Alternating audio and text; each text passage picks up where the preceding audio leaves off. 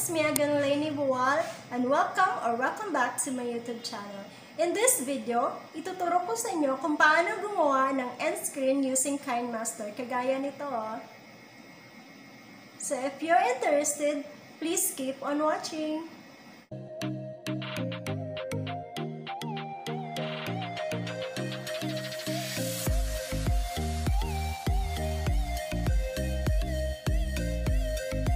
So sa hindi pa nakakaalam guys, ang end screen ay makikita sa bandang dulo ng video ng mga bawat YouTubers. So sa akin guys, is naglalagay talaga ako ng end screen para ma-promote pang aking ibang videos.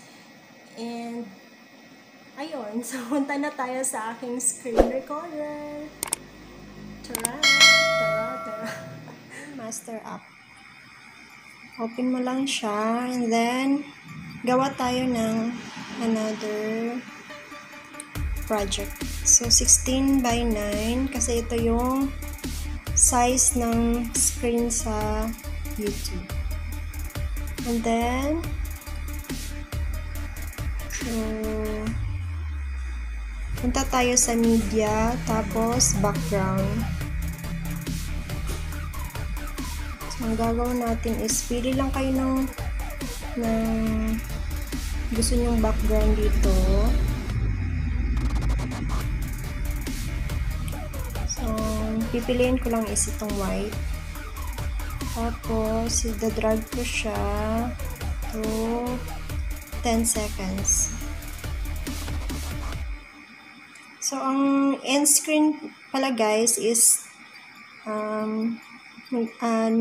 lalabas yan siya 10 to 15 seconds. So, okay na itong 10 seconds. So, i-fill ko lang siya. So, pipiliin ko itong pink na lang.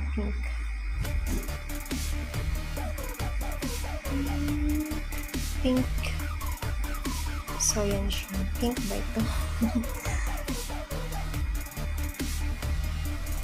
Ito na lang. Peach naman para maganda sa eyes. So, susunod guys is check lang natin siya and then layer tapos text. So, ang lalagay natin is thank you for watching. Thank you for watching.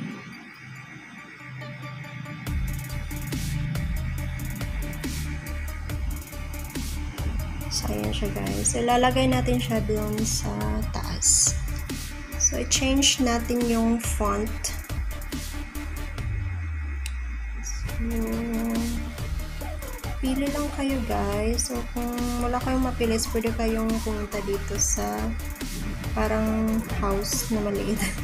So, mag-download lang kayo guys.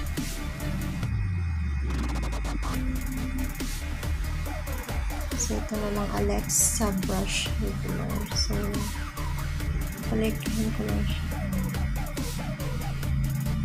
And then, yung color, pwede mo siyang i-change yung color. Pwede black.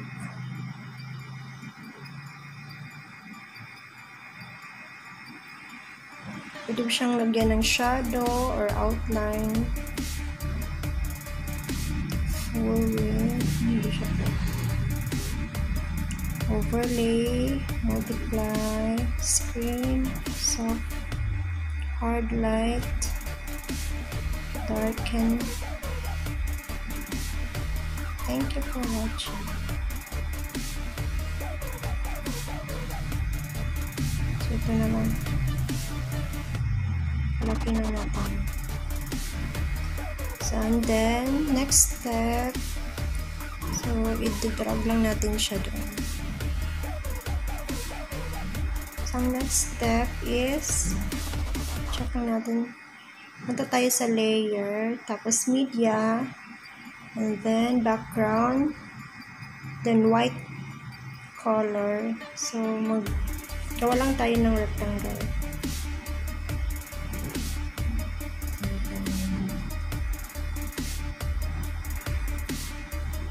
So, ayan siya. So, i-duplicate lang natin siya para parehas yung size na.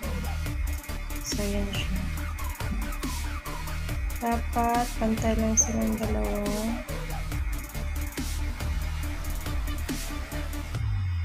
Pantay. Pantay sila. So, ayan siya guys. And then, gawa naman tayo ng isang bilog sa dito sa gitna.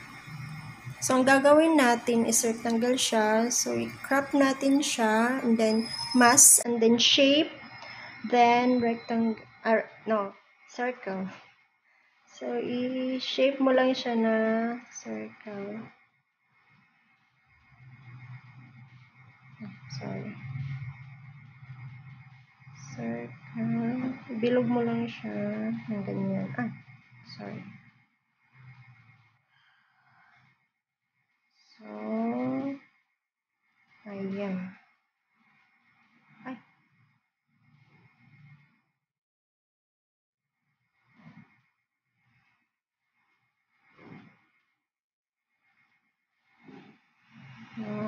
Ayan, sakto. Sa gitna siya. And then, so, i-drag lang natin sila para maging pantay. Pag i-play na natin, paglagyan na natin siya ng animation.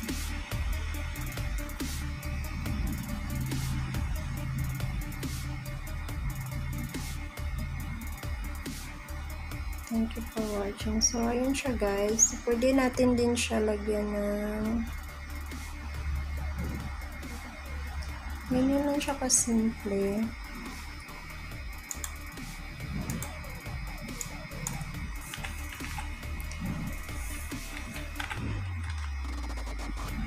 So, pwede natin siya lagyan ng watch.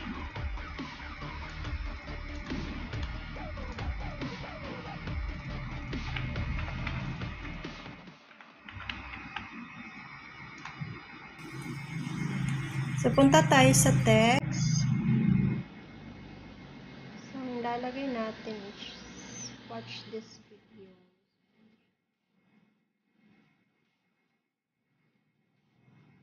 Watch this video.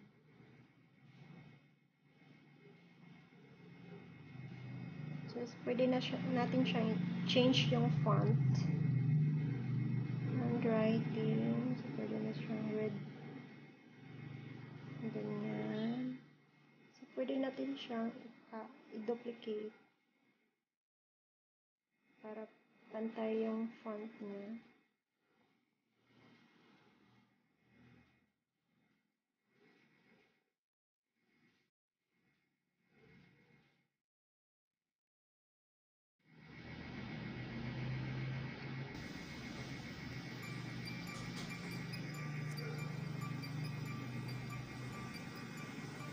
And then, duplicate naman natin siya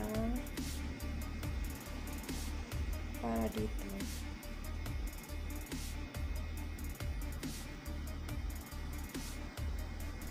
Change lang natin. Lagyan natin siya ng subscribe.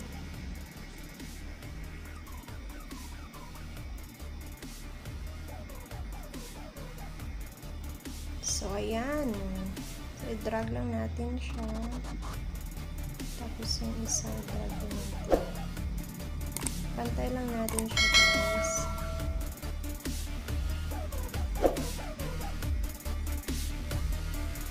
Since wala pa siyang mga animation,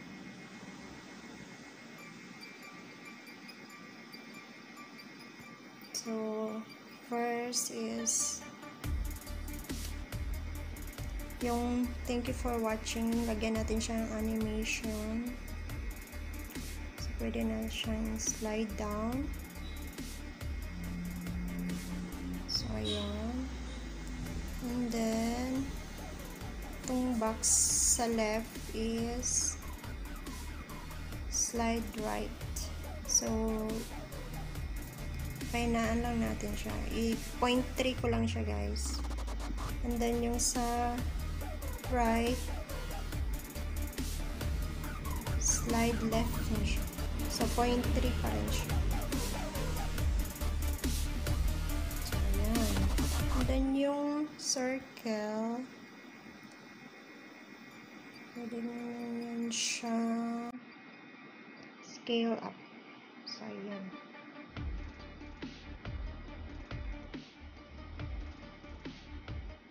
And then, yung watch this video, drag lang natin siya. Watch this video.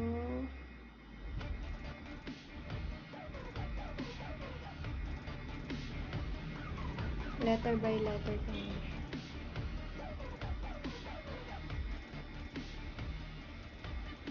So, ang gagawin ko is, i-drag ko lang siya dito para mas mauna yung isa, yung watch this video, and then yung this one.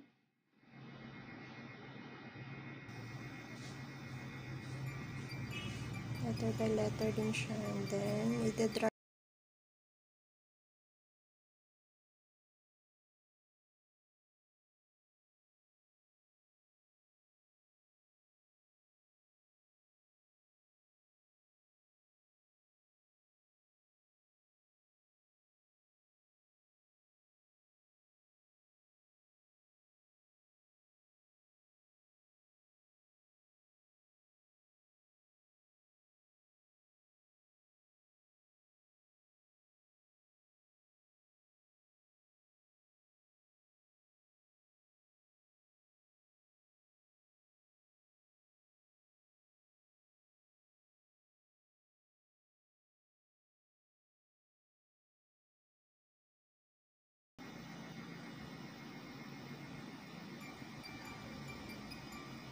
Ayan.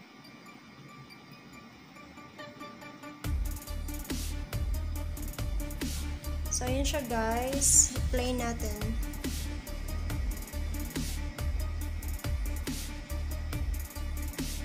So, ayan.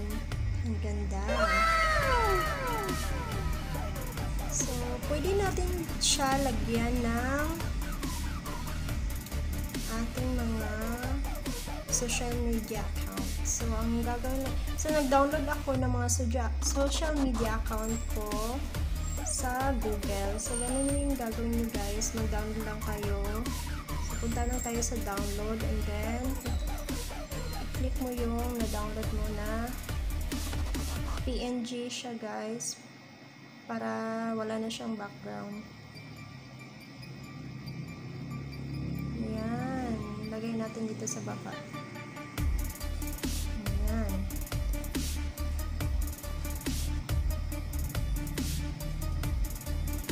Dapat dito siya.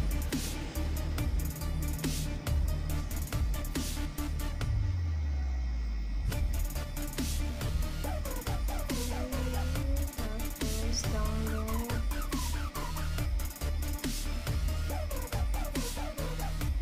Palitin lang natin siya guys para hindi siya masyadong. Tapos layer na naman. So pwede mo siyang lagyan ng yung name sa Facebook. Layer, tapos text.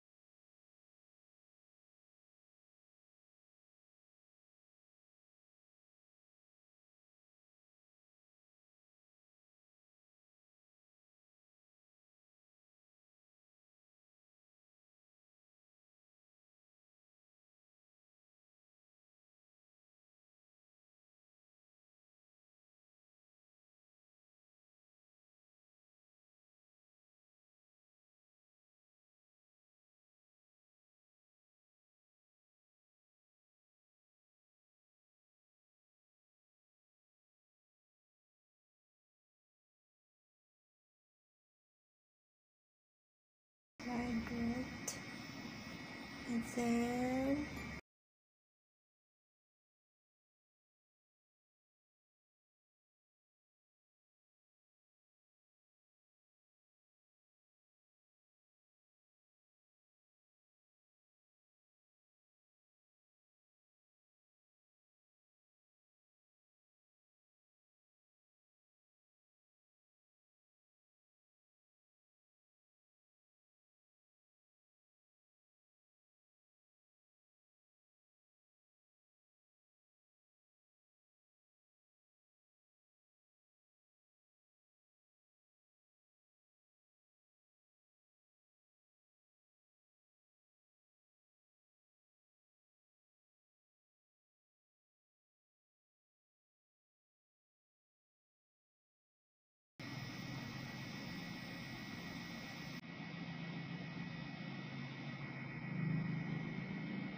and then,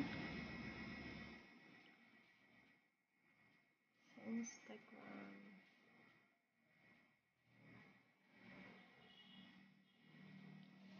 Since hindi ito PNG, pwede mo siyang i-crop.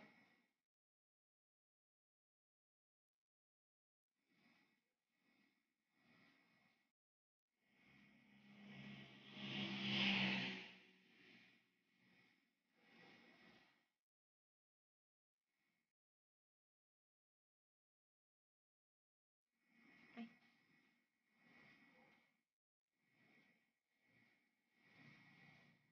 And then, pwede mo siyang i-copy yun. Kung parehas lang yung name mo sa Facebook at saka sa Instagram, pwede mo siyang i-duplicate. So, ayan na siya, guys.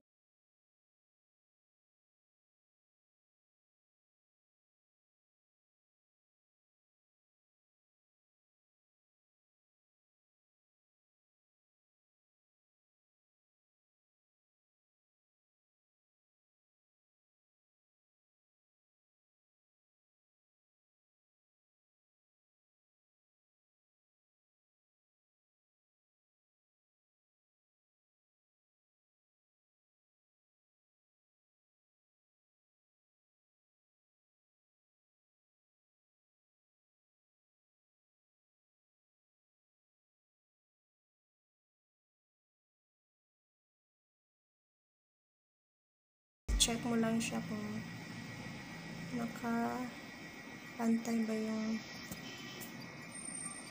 baka itong Facebook is searching. Play natin from the top. So, ayan. So, ayan siya, guys. Wow! Ito na, nagtatapos ang ating tutorial sa araw na ito. At kung papaano ay nakatulong ito sa iyo. At kung oo, please hit like, subscribe, and share. At mag-comment na rin kayo kung may mga question kayo or suggestion kayo. And isa-shout out ko kayo sa susunod na tutorial natin. Bye-bye!